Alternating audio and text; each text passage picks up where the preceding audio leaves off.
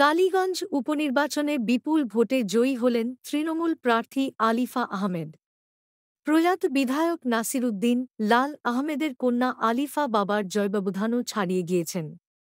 সোমবার প্রকাশিত ফলাফলে আলিফা জিতেছেন ৫০,০৪৯ ভোটে। তৃণমূল প্রার্থী পেয়েছেন ১,০২,১৭৯ ভোট, ৫৫.১৫%। বিজেপি প্রার্থী পেয়েছেন ৫২,৪২৪ ভোট, ২৮.২৯%।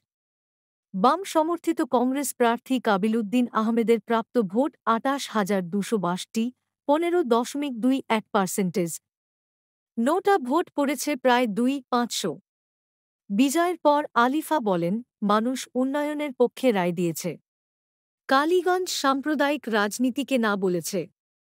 সব সম্প্রদায়ের মানুষের সম্মিলিত রায় এই ফল। অন্যদিকে কংগ্রেস প্রার্থী কাবিলউদ্দিনের অভিযোগ, তৃণমূল ও বিজেপি দুপক্ষই মেরুকরণের রাজনীতি করেছে। তবু ধর্মনিরপেক্ষ ভোট আমাদের দিকে এসেছে। ভোট বেড়েছে।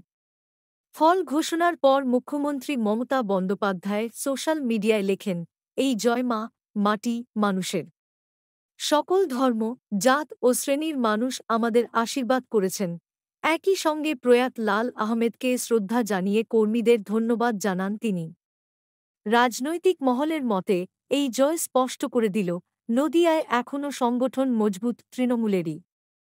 বিজেপি দ্বিতীয় স্থান ধরে রাখলেও ব্যবধান কমাতে ব্যর্থ।